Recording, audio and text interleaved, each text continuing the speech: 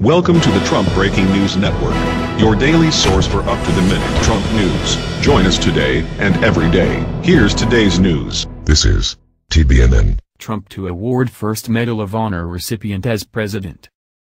By Ben Marquis.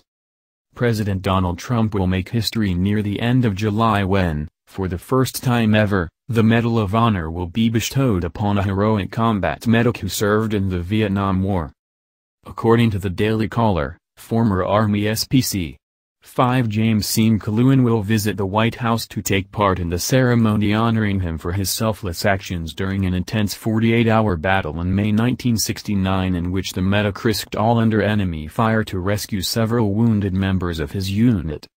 He suffered wounds from shrapnel and small arms fire on 3 separate occasions, but refused medical evacuation to stay with his unit, and continued to brave enemy fire to rescue, treat, and defend wounded Americans, White House Press Secretary Sean Spicer said in announcing the award on Tuesday.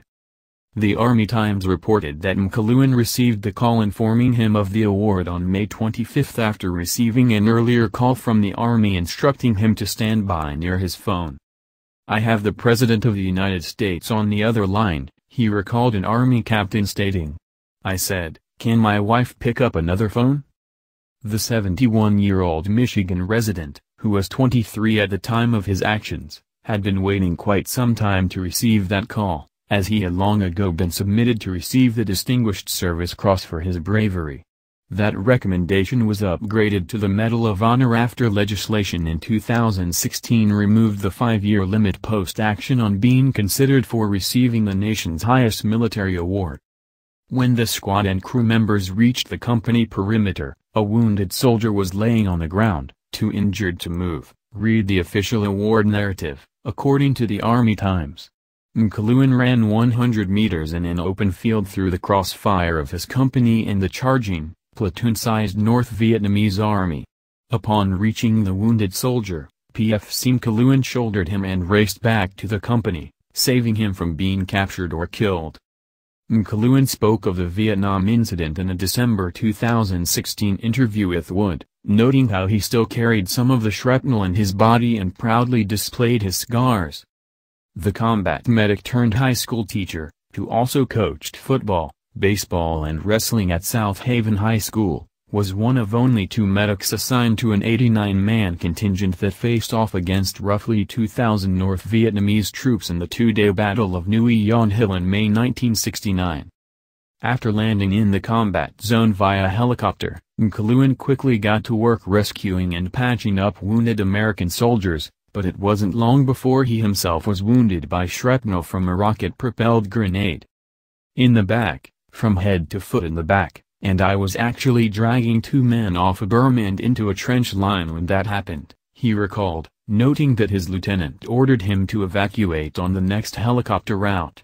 "I knew that I'd gotten hit because I could feel the pain, but I was so busy doing what I had to do, and the adrenaline was flowing, that I really didn't know how badly I was hit."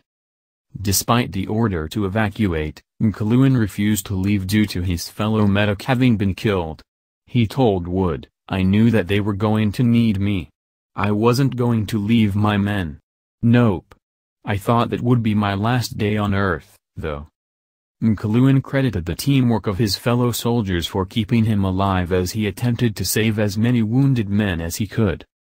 "I did have to go out and bring men in, but I was also covered by machine gunners. They covered me well. We got some good help from air support. We had the Navy out on the China Sea shooting their big guns in on top of the enemy," he explained. Of the 89 men who entered the battle, only 32 emerged still in fighting condition, as 12 had died and 1 was missing, all of the rest wounded to some extent. "There's a lot of people I couldn't save," he said. "I'm not a hero. I just did my job. I'm not a hero. There's a bunch of heroes there, a bunch of heroes. You know, any veteran will tell you, the real heroes, they're not here with us." When McCloughan is awarded the Medal of Honor by President Trump, the award will supersede all of the other commendations he has received for his service, including a combat medical badge, 2 Purple Hearts, 2 Bronze Stars with a V for Valor, and at least a half-dozen other awards. It is about time the brave men and women who served in the Vietnam War receive the recognition they are due, and there is little doubt that Trump will consider it an honor to bestow the first Medal of Honor of his administration on this Vietnam veteran. Please share this on Facebook and Twitter to let everyone know about the Vietnam vet who is about to receive the Medal of Honor from President Trump. What do you think of Trump awarding the Medal of Honor to this Vietnam War combat medic? Scroll down to comment below. That's the news. Join us here every day. Be sure to subscribe and click the bell. See you next time. This is TBNN.